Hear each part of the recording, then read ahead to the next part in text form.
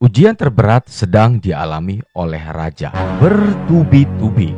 Setelah dia ditinggalkan oleh ibundanya tercinta, kembali ditinggalkan oleh kakaknya tercinta, dan hari ini dia ditinggalkan oleh sang ayah tercinta. Oh my god, depresi, ya, stres, ya. Saat ini dia sedang bertanya-tanya, begitu besarkah ujian yang sedang saya alami hingga orang-orang tercinta dari kehidupan saya satu demi satu terus saja dia ambil. Mana keadilan buat kehidupan saya? Dan pada saat ini dia sedang mempertanyakan apa yang salah dengan keluarga kami.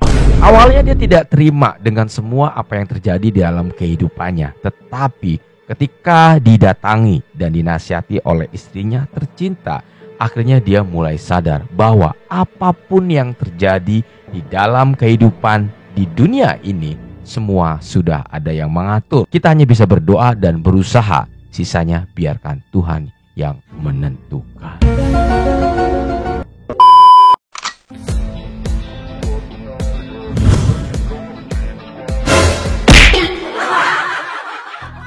Halo guys, assalamualaikum warahmatullahi wabarakatuh. Selamat datang lagi teman-teman. Apa kabar kalian semua? Semoga sehat selalu, panjang umur, banyak rezeki, dan selalu dimudahkan segala urusannya. Dan siapapun kalian yang menonton video ini, semoga doa saya yang terbaik buat kalian semuanya. Seperti biasa teman-teman, kita akan membahas alur cerita dan juga sinopsis dari drama Teller Amka di episode yang ke-128.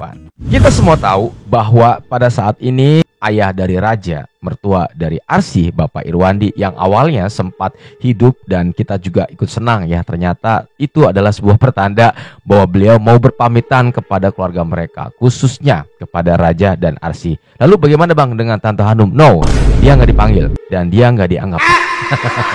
Tetapi dia maksa masuk ke ruangan gawat darurat tersebut para pemirsa. Ya terpaksa ya, walaupun pada saat itu dia memang tidak disetujui masuk oleh pihak suster ya. Hanum itu orangnya keras kepala dan susah banget diatur dan susah banget dikasih tahu. Tapi paling tidak kita bisa paham bahwa pada saat ini di dalam kehidupan Pak Irwandi, pada saat sakratul maut atau detik-detik terakhirnya, orang yang paling terpenting buat mereka adalah raja dan Arsy. Cuma itu.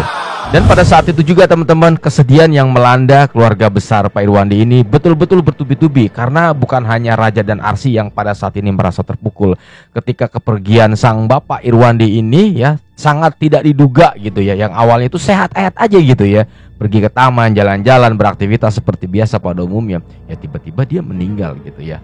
Ini kaget ya. Dan so pasti kembali lagi kesedihannya bukan hanya raja dan Arsy, melainkan si cerobong kereta api, si Tante Hanum juga ikut nangis tuh, terus sedu-sedu ya. Bahkan mungkin kalau ditampung ada kali segayung, nggak nyampe sember juga. Dan bukan cuma si cerobong kereta api juga teman-teman, ternyata dari pihak ART, pihak keluarganya Arsy juga semuanya pada nangis. Apalagi orang-orang yang mungkin saja pernah hidup lumayan lama di bagian kehidupannya. Salah satunya adalah ada Pak Jamal gitu kan, dia ngabdi udah lumayan lama banget ya. Bahkan pada saat pemakaman Pak Jamal ini, supir Pak Irwandi, mengatakan bahwa sosok Pak Irwandi ini adalah sosok yang sangat luar biasa baik. Bahkan di saat detik-detik yang terakhirnya saja dia nggak mau ngerepotin orang lain, termasuk keluarganya. Dia nggak mau ngerepotin keluarganya ya. Kenapa? Pada saat sakit dia nggak mau menceritakan hal ini terhadap keluarganya bahwa penyakitnya tuh udah kronis banget gitu ya. Cuma supirnya saja yang tahu itu karena dia nganterin mungkin ya. Kalau misalnya nggak nganterin juga mungkin Pak Jamal nggak bakal tahu. Yang paling parahnya adalah di mana dia mendatangi tempat pemakaman dan dia membeli sepetak tanah untuk pemakaman dirinya, yang artinya dia sudah mempersiapkan kuburan untuk ketika dia meninggal. Dan itu pun juga nggak ada yang tahu. Sekali lagi yang tahu cuma Pak Jamal. Alasannya karena Pak Jamal yang menghantarkan beliau. Jadi mau nggak mau tetap aja tahu gitu. Itu juga terpaksa sih karena Pak Jamal ngintip-ngintip ya.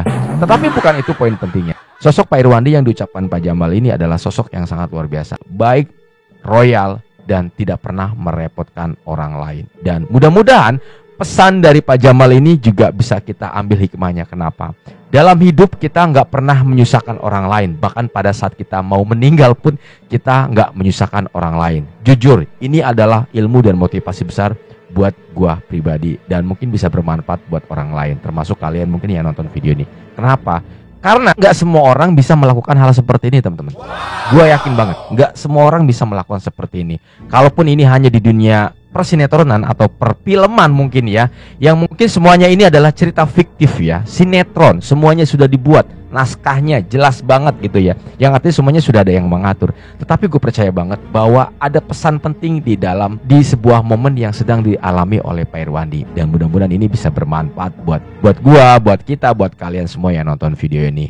Ambil hikmahnya ya guys ya, karena ini sangat bermanfaat sekali. Dan singkat cerita para pemirsa, pada saat ini setelah beres pemakaman, Raja adalah orang yang mungkin saja saat ini orang yang paling terpukul ya, satu demi satu diambilin gitu ya. Dia tuh kayak masih belum terima banget gitu. Pertama ada ibunya meninggal, sedih dong ya, sakit. Siapa sih yang nggak sedih ketika ditinggal sama orang tuanya? Lalu yang kedua disusul oleh kakaknya tercinta, satu-satunya teman nongkrong mungkin ya pada saat itu, yang bisa dibilang hobinya sama gitu, suka balapan, suka nongkrong, pokoknya udah insecure banget gitu sama kakaknya, udah kayak teman banget gitu ya, teman deket, teman curhat gitu ya. Jadi sama abangnya ini atau kakaknya ini udah deket banget gitu guys ya, itu juga meninggal gitu ya. Lalu yang ketiga, saat ini juga dia ditinggalkan sama bapaknya atau ayahnya tercinta. Nah, hal inilah yang membuat dia sangat terpukul, bahwa serasa hidup yang sedang dialami oleh keluarganya itu berasa kayak nggak adil. Kenapa sih keluarga gue harus diambil satu demi satu? Dan gue ngerasa kayak ini apa yang terjadi dalam hidup gue ini kayak nggak adil banget gitu. Jadi dia tuh masih belum terima. Nah, depresilah dia guys, pergilah dia keluar. Jadi dia nggak peduli pada saat itu mau apapun yang terjadi pada saat di luar sana, dia lagi meluapkan rasa emosinya, rasa depresinya. Sampai suatu ketika pada saat dia di jalan aja tuh ada orang yang geber-geber gas ya, mobilnya gitu, yang sama-sama BMW juga tuh ya, ujung-ujungnya mereka balapan. Tetapi pada saat itu dia melakukan hal tergila, dia menerabas lampu merah dan hampir saja dia tabrakan atau kecelakaan. Dan pada saat itu orang yang berbalapan dengan dia pun mengatakan, gila nih orang, punya nyawa 9 kali. Karena pada saat itu Raja sempat depresi guys. Lalu hal yang tergila lagi kembali dilakukan oleh Raja. Dia datang ke tempat sebuah hiburan, dan pada saat itu banyak wanita-wanita yang mencoba menggodanya. Tetapi pada saat itu Raja sama sekali tidak tergoda oleh godaan itu. Karena bukan itu misinya. Dia sedang meluapkan emosi, bukan mencari kesenangan. Jadi buat kalian yang menonton episode yang di bagian yang ini, kalian jangan suka membuli. Kalian harus bisa membedakan. Tetapi ketika dia ditantang berantem atau diusilin sama pengunjung dari tempat hiburan tersebut, dia malah emosi dan dia pun terpancing. Dan terjadilah sebuah perkelahian yang sangat hebat. Di situ Raja menghantam semua, bisa dibilang preman, jagoan, apapun itu di tempat hiburan tersebut, dibabat abis sama si Raja. Dan ini membuktikan bahwa Raja pada saat ini datang ke tempat hiburan tujuannya adalah satu. Dia sedang melampiaskan rasa emosinya, rasa kesalnya. Kenapa harus keluarga gua yang mengalami semua ini? Kenapa harus keluarga gua yang satu demi satu diambil orang kesayangannya? Jadi betul-betul meluapkan rasa emosinya. Dan boom, semua pemuda, semua jagoan, semua preman yang ada di klub di situ semua dibantai oleh kekuatan Raja. Gokil. Namun sayangnya Raja di sini sempat lost control. Dia sama sekali tidak bisa dikontrol para pemirsa. Tetapi untungnya panasnya emosi mampu didinginkan oleh suasana yang diungkapkan oleh istrinya tercinta. Dan dia pun mau mendengarkan ucapan-ucapan dari istrinya.